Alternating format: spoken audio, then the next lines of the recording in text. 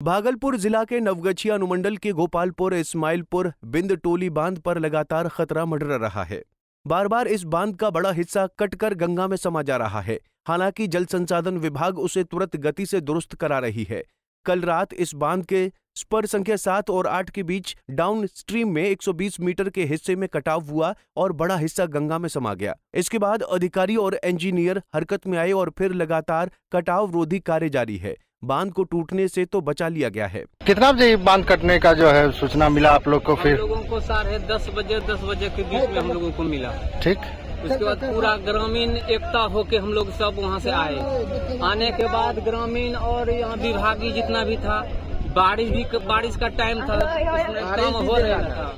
उसके बाद सब लोग ग्रामीण लोग मिल के गाछ पेड़ ऐसे उसे देख के कुछ राहत किया गया। उसके बाद सब प्रशासन और विभागीय सब आके सब लोग मिलजुल के काम कर रहा, सुबह से चल रहा है। इसीलिए पानी कम था, इसके लिए हम लोगों को जान बचा, नहीं तो कितना चीज बह जाता। कितना मीटर बांध कटा होगा? लगभग 100 मीटर से तो कम नहीं होगा सर। अच्छा, इससे तो कम नहीं होगा। अगर पूरा ध्वस्त हो जाता तो कितना तबाह हो जाता इधर इलाका?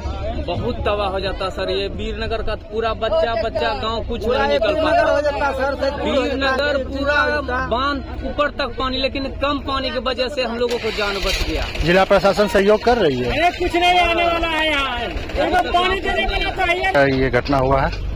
सूचना तो 10 बजे ही मिल गया था लोगों। कितना मीटर बांध कटा है? लगभग 100 मीटर। 100 मीटर।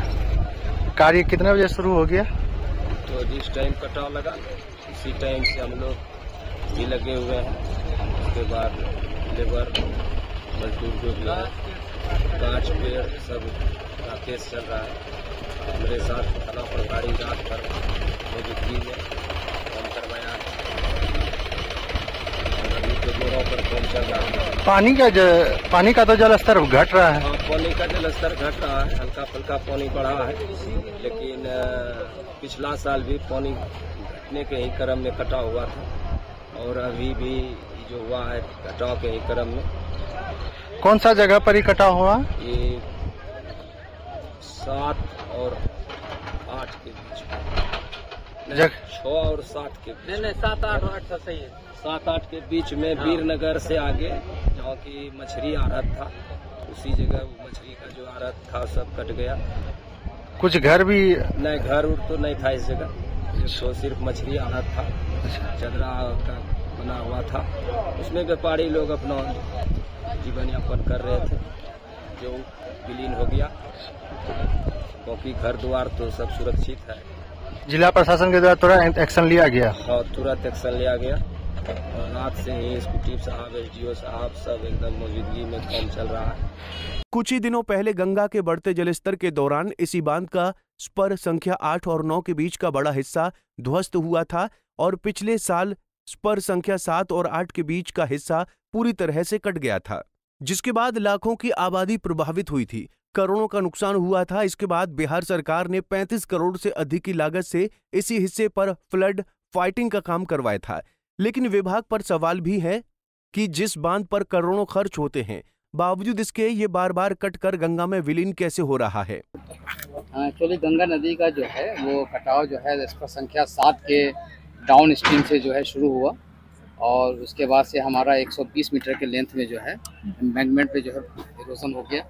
लेकिन हमारे सारे इंजीनियर्स क्योंकि सतत निगरानी कर रहे थे, तो उन्होंने जब फ़ौरन ऑब्जर्व कर लिया कि यहाँ कटाव की टेंडेंसी है, तो फ़ौरन हमारे वहाँ आप जैसा देख रहे हैं कि मटेरियल्स वगैरह का रात में से ही काम चल रहा है और हम लोगों ने बैक शिफ्टिंग करते हुए पूरे एम्बैंकमेंट को सुरक्षित कर लिया है। हमारे इंजीनियर्स का हम ये सराहना करेंगे कि वाकई उनकी पूरी मेहनत जो है काम आई है और आज हम एक ब्रीच होने से हम लोगों ने इस मतलब बचा लिया इस स्थल को। ये तो कोई बहुत बड़ी दुर्घटना हो सकती थी।